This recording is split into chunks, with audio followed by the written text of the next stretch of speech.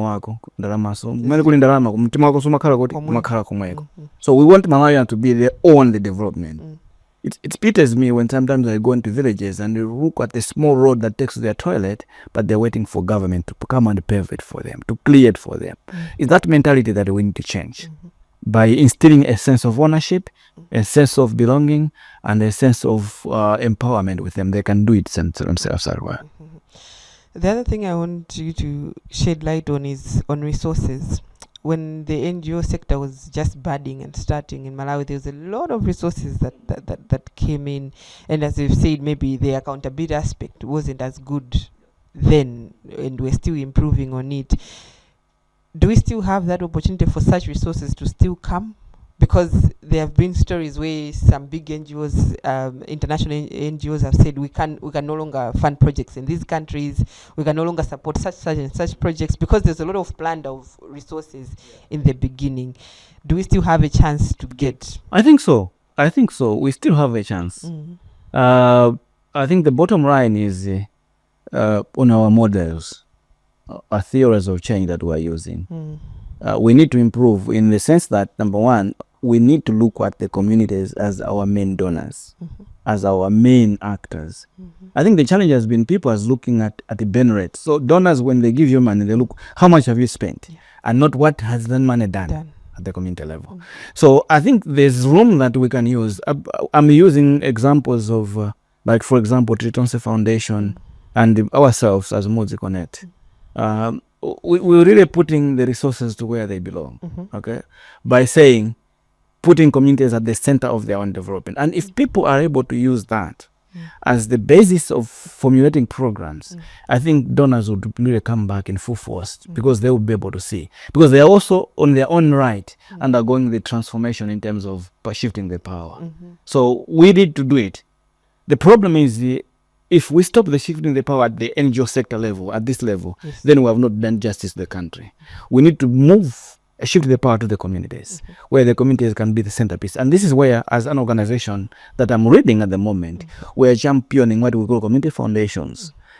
In simple language, we can say community development hubs, where, for example, at every tier level, there's an organization that is able to mobilize the communities to receive the resources from their communities, the private sector and the like, and even the donors, and then channel those resources to CBOs within the community in different sectors they can do. And if this is trusted as a conduit of development, it means the transparency and the accountability will be very high. And that all of us can grow to exist at a certain point where these will be taking over as development hubs. There are so many young people. You've spoken of community foundations. There are young people who think that, joining the NGO sector could be your pathway to riches. The thing that when they say Mudzi Connect has received perhaps a grant of maybe $100,000, that means as an individual you have so much access to that money. What advice can you give to such people? I think that's where, as I mentioned, that's where it gets wrong. Not only in the NGO sector, but in many sectors and even in government. Maybe at my generation, we used to say, you cannot earn riches in a night. You have to work through it slowly. But I think what I've seen of late is young people want to start working today. Tomorrow they're driving a Mercedes-Benz, and the other day they are building a house. It can never happen. It's not magic. You have to grow slowly on it. So in the NGO sector, it's not a money-making machine. It's a development conduit where you can only grow in the NGO sector when you are trusted with the little resources that you have given. So for instance, as a Mudzi Connect, we started very slowly, as little organization, but we are growing slowly because people and donors can trust us, and communities can trust. If you go to Bewa now, in Sakambewa and talk about our name, they will tell you, because we invest by not only touching the money, we get the money, give to the communities, and the communities implement the money directly. So our hands are clean. So I think for young people, reputation is end, and when you earn a reputation, it rewards are going to come. So you never just start an NGO and get rich tomorrow. But if you give you money, for example, $10,000, which is about 17 million, show the results of that 10 million, and then other people will be attracted to go and fund you more. I think that's what I can give as an advice. your transition now from a local NGO going to the international, the donors now. What was the journey like there, moving from that aspect of receiving, going to the aspect of where now you'll be scouting for those to give? What was that like? It was fantastic and amazing. Amazing in the sense that in the first 3-4 months, it was adjustment. I needed to learn the basics of proposal review, because I was proposal writing. Yes. Okay. And submitting. But now I need to learn the ethics of proposal review. What does it tell? What are the basics that we need to do? I had to learn a lot of things out there. So it was learning in the first 6 months or so. But when I went into it, it was so fascinating, and it is where I developed a lot. And the good part about the US government, when they employ you, they give you a lot of training. So I was trained in grant management, I was trained in proposal development, I was trained in monitoring and evaluation. A lot of capacity that happened there. And I owed to them the growth there, because I think they took me to a lot of trainings and sessions in the US, in the government, Foreign Service Institute and all those things.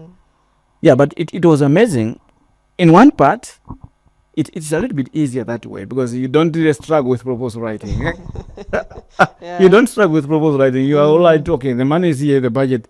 How are we going to, and who are we going to give to? So the aim is now to scout for organizations that are going to give you. But one thing I also learned from there is ethics.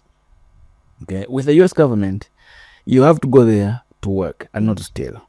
Because if you are going to steal, you are going to be caught in few hours, and then you're going to go. So I learned the ethics there. I remember at one point, within the compound of the embassy, I received a call that there's a visit outside. And then the people came. Well, there is a call for proposal at a particular time. The people came with a goat. But they said, we have brought Mbuzi Punjab, a goat, mutipangile favor proposal. So all I could say was, my friend, with that, it means your proposal is disqualified. I'm not going even to look at it. And that's how you can go in terms of ethics. And we didn't even look at that proposal.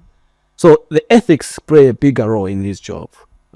Even my staff that I work with here, one on the orientation, I say, if I hear you receiving money because you were reviewing the proposal of somebody, you are going to be fired.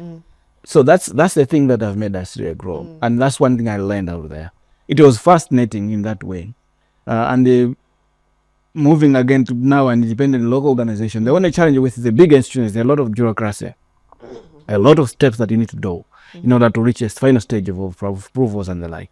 But moving to a smaller organization like World Connect and Multi Connect now, the steps are fewer. So the decisions are made within a short period of time. And I love that, because we can receive a proposal at our own organization. In a month, we are able to approve that proposal and fund it. And we have projects that have been receiving proposal and funded within 2 months, and the project community has access to water. So that quickness in terms of implementation is really vital in this work.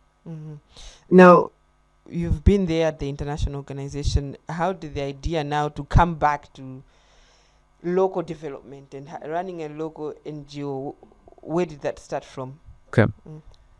Wow, that's a good one. Remember when I joined World Connect in 2018, we were the first to implement localization project funded by USAID. It was a trial version. We were trying to say, can it work to put people at the center of their own development? And in that particular time, we'd funded from 2018 to 2021, we funded over 288 projects across the country using the Mandela Washington Fellows, the Co-Africa volunteers, who are direct contact with the communities. So that, after the end of that, we did the research to evaluate the program. And what we listened to the communities was that they would want an organization that is more community-based, that would facilitate that kind of work at local level, where you really 100% listen to the communities. And the second to that was, at that particular time, we were funded by USAID, and USAID cut off the funding was completed at 3 years. So the question, so what? Should we really leave this working model just go? And the answer was no. We need to register a local organization that can take this model further. So that's how we moved now to start Multi Connect as a local organization, but also to open up an opportunity to ensure that communities are connected. Multi-connect actually, what it simply means is a village connect. So where all villages are connected to development, we are the conduit for the connecting them to the resources where they are. And the ethos that we are moving with is to be at the epicenter of real and meaningful development in the community. So the main reason is to see meaningful change within our communities. Yesterday, I think last week, Friday, my team went to Doha to look at a school where we have done the first block. This is 60 years of independence, but we have done the first block for that particular school. And this is not even running, but they were stuck in the road for 5 hours to see that school. Nobody has been there as an NGO. We're the first, and that's the transformative change that we're looking for. Going extra miles to reach places where they cannot be reached. When you started out now as a local NGO, going to the communities, what was the mindset like for the first communities you interacted with? It's a challenge. Up to now, it's still a challenge. Because remember, some of these communities we're going, it's not just Muzikone that goes there. There are several communities, organizations that go there. And we go there, we tell the community we don't give allowances. Okay? Tomorrow, somebody goes there and says, wait, you have 2 hours of a meeting, we'll give you 10,000 each. And then when we ask that community to contribute to their own development, it's a really, really challenging struggle. And that's where it's going to take some time for us to really develop. Because now I can tell you without even fear of contradiction that communities have memorized every NGO that go to the communities. If the USAID, they know they don't provide allowances, they will listen and explain exactly what they want to hear. If those that give allowances, they will exactly articulate each they want to hear, because they're just after the money that they get. But for our model, we are saying, look, for how long are we going to give these people money? Let them start with what they have. Okay, so let them provide what they have and have the ownership out of what they have. And then where there's a deficit, we come in and support them. So that's where our model is cheap. I normally say that our model is cheap. Even if it's a software project, they will look for a place where you can do the training themselves. They will look for contribution to food themselves, to transport themselves, and we provide for the technical expertise where they cannot manage. If it's a construction project, they'll have the raw materials there, the bricks, the sand, and they'll do the community themselves. We provide where they cannot do. And this is why at 15 million, we're able to be a full-fledged classroom block. Because everything is coming from the community itself. And this is cheap. And if I wish at one point we could be given even an opportunity to try with the constituency development funds. If we try this model, it could yield more results than what is happening now. You've brought in an aspect of partnership. How open is Muziconnect? For example, as you've mentioned, the constituency development fund. You know, my own assessment, I look at it as a fund that is still trying to find a model on how best to use those resources. How open is Muziconnect to work with such? Very open, actually, very open. Last year, we demonstrated that openness. We partnered with National Bank. National Bank funded us with $15,750. That was in 2023. To do 2 projects. One, a clinic and 5 clinic in Doha, and another one, a maternity wing in Sanje. As I'm talking now, they're finished. We're arranging for opening ceremonies with that. But it's just 15,500, 2 projects that are completed. And this is the kind of thoughts and thinking that we're saying. Even if the Constituency Development Fund, I'm longing for a day when even a member of parliament would just say, can you try with this money in my own constituency and do it to the full? I'm telling you, our ratio of admin to program is as low as 20%. So we would only take 20% of that, and the rest of the money would go to the communities and do meaningful change in that particular community. So we are open. Actually, our community foundation's model and philosophy is advocating for those partnerships where even government, private sector, business people, we are inviting them to come and try this model with us. Yeah. You have experienced a lot. You have learned a lot.